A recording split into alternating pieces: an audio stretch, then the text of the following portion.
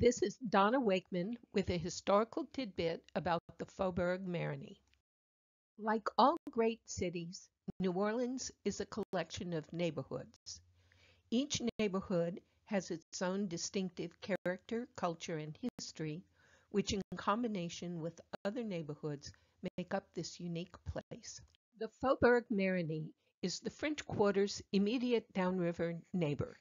By timeline, it's the third oldest New Orleans neighborhood and has remained little changed since its inception.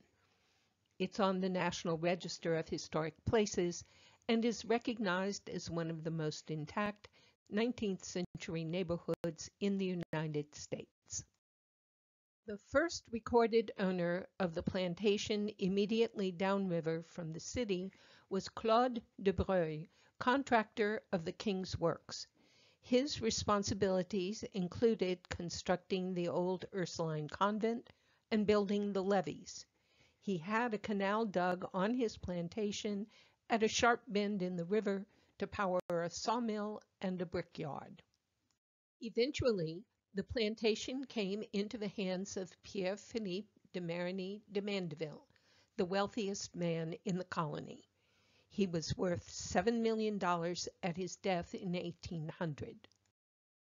It was at the large manor house on his plantation in 1798 that he hosted 3 princes of the French blood, including the future king Louis Philippe.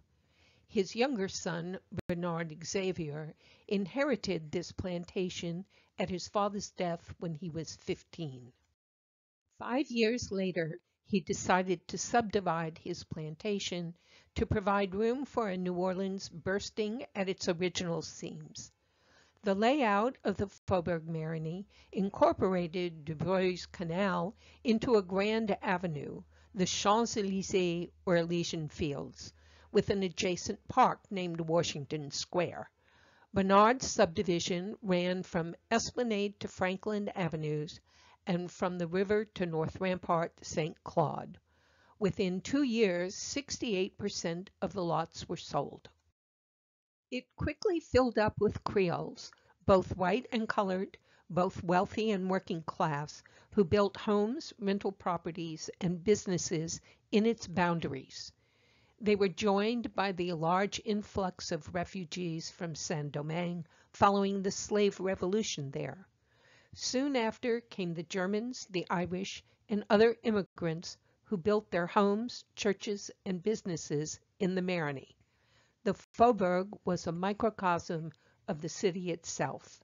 Many interesting and some famous people have called the Marigny home, not least Bernard himself. A Grand Creole, he was third-generation New Orleanian. His great-grandfather had been the first military commander of New Orleans, and Bernard himself lived under 4 flags. He fought in the Battle of New Orleans, was a member of the territorial legislature, and president of the state legislature. He also brought us the game of craps from England, where it was called hazard, and founded the Louisiana Racecourse, today's fairgrounds. And he was made a marquis by his childhood friend, King Louis Philippe.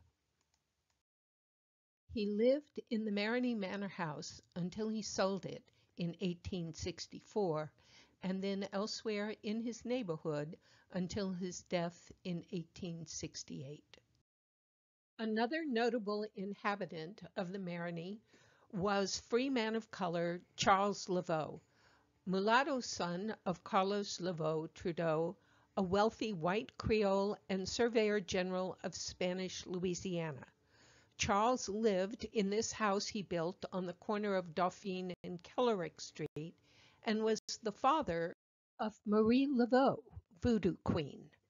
As I mentioned, the Faubourg Marigny is one of the most intact 19th century neighborhoods. The oldest house still standing is an 1806 Creole cottage, an iconic New Orleans architectural type.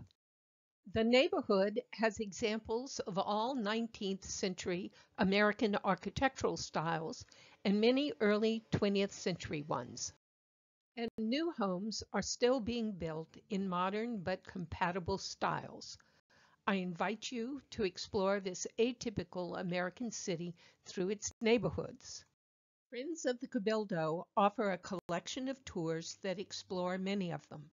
Visit friendsofthecabildo.org for a list of available neighborhood walking tours and to buy tickets. I hope to see you on my next tour.